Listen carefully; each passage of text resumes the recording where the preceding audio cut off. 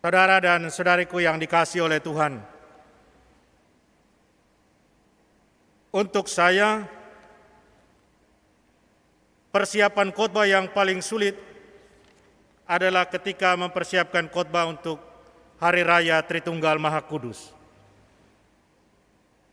Dengar kuliah Trinitas saja sudah sulit, bagaimana sekarang memberikan khotbah untuk meyakinkan kembali soal Allah Bapa, Putra, dan Roh Kudus, satu Allah, tiga pribadi. Mungkin pengalaman saya, pengalaman Anda, sama seperti pengalamannya Santo Agustinus.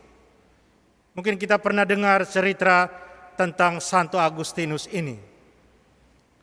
Santo Agustinus adalah seorang filsuf, seorang teolog, seorang yang sangat pintar, sehingga dia tidak bisa tenang. Dia terus mempertanyakan tentang Allah Tritunggal ini. Dikisahkan satu saat dia berjalan di pinggir pantai dan dia melihat seorang anak kecil menggali lubang. Dengan perasaan sangat ingin tahu, dia mendekati anak ini dan dia bertanya, "Apa yang sedang kamu buat?" Anak ini jawab, "Saya mau kumpulkan air laut ke dalam lubang ini." Agustinus katakan, "Jelas tidak mungkin.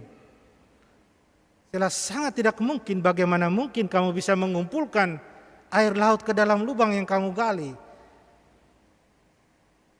Anak itu kemudian menjawab, "Demikian pun juga dengan Tuhan. Tuhan tidak akan mungkin menampung pengertian pemahaman tentang Allah Tritunggal di dalam otak Tuhan yang terbatas dan kecil itu." Agustinus kaget ketika dia toleh ke samping, anak itu sudah tidak ada lagi. Dan diyakini bahwa anak kecil itu adalah Tuhan Yesus sendiri. Saudara dan saudariku yang terkasih, pembicaraan tentang Allah Tritunggal memang sulit, tetapi pelaksanaannya tentang konsep Allah Tritunggal setiap hari kita buat. Entah itu kita buat secara sadar dan sungguh-sungguh, entah kita buat sambil lalu, tapi yang pasti pelaksanaan konsep Allah Tritunggal kita buat setiap hari. Dalam segala kegiatan, bahkan dalam kegiatan olahraga, kegiatan apa saja kita buat, kita tandai diri kita dengan tanda keselamatan Bapa, Putra, dan Roh Kudus. Banyak kali kita sering buat sambil lalu saja, sampai tidak jelas Bapanya di mana, Putranya di mana, Roh Kudusnya di mana. Dan saya kira perayaan hari ini mau mengingatkan kita kembali akan hal itu. Memang kita tidak pernah akan mengerti, memahami secara sungguh apa itu Allah Tritunggal, karena tidak bisa akan kita mengerti dengan otak kita yang kecil dan terbatas, sangat-sangat terbatas ini, saya kira. Bagaimana mungkin satu Allah tiga pribadi? Tetapi saudara dan saudariku, konsep atau dogma ajaran gereja yang tak terbantahkan tentang Allah Tritunggal adalah satu kebenaran iman. Satu kebenaran iman yang mau mengajak kita untuk sampai pada ketaatan iman. Tidak perlu terlalu berdiskusi banyak. Kita butuh bertanya, mencari jawaban, belajar tentang Allah Tritunggal, Trinitas. Tetapi kita tidak perlu sampai kepada mau menggali seluruhnya. Kalau sampai pada tahap itu, maka dalam tanda petik kita sebenarnya mau menguasai Allah kita. Dan itu tidak mungkin terjadi. Dan saya kira konsep Allah Tritunggal akan tetap menjadi satu misteri yang kita namakan dalam bahasa gereja. Kalau misteri berarti pemahaman, ajaran yang melampaui daya paham, daya pikir manusiawi kita yang sangat terbatas ini. Saudara dan saudariku yang terkasih, terus apa yang bisa kita petik, bisa kita renungkan, refleksikan ketika kita merayakan Hari Raya Tritunggal Maha Kudus, minggu sesudah Minggu Pentakosta? Untuk saya pertama yaitu soal kebenaran iman tadi. Itu yang harus tetap menjadi pegangan bahwa itu adalah kebenaran hakiki, kebenaran pertama dan hakiki kita. Sehingga kalau kita terlalu sebut Tuhan Yesus, ada yang kurang di sana. Dia tidak berdiri sendiri. Allah Bapa, Putra dan Roh Kudus harus mendapat tempat istimewa dalam setiap orang Katolik. Kita punya spiritualitas Allah Tritunggal yang harus selalu menjiwai kita. Mereka yang bersatu dalam persatuan cinta, yang berbeda dalam fungsi. Allah Bapa, Allah Pencipta. Dia yang mempunyai kodrat ilahi. Dia yang begitu mencintai dunia. Dia kemudian mengutus Allah Putra. Karena ada begitu banyak sejak perjanjian lama dia utus para nabi, tapi tidak ada yang berhasil.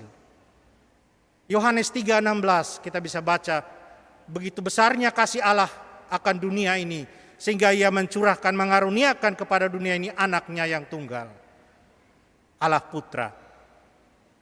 Dan ketika dia mengaruniakan Allah Putra, Allah Roh Kudus campur tangan dengan menaungi Bunda Maria, dan Allah Putra ada dalam rahim Bunda Maria. Dari peristiwa inkarnasi ini, saudara dan saudariku, bisa kita melihat bagaimana hubungan antara Bapa, Putra, dan Roh Kudus. Dan hubungan antara ketiganya terjadi dalam satu relasi cinta, relasi kasih. Dan relasi kasih dalam peristiwa inkarnasi, itulah yang kita alami dan kita mendapat penebusan karenanya. Damai, sukacita hidup kekal karena relasi kasih antara Bapa, Putra, dan Roh Kudus. Sehingga apa, saudara dan saudariku? Sehingga sebagai orang Katolik,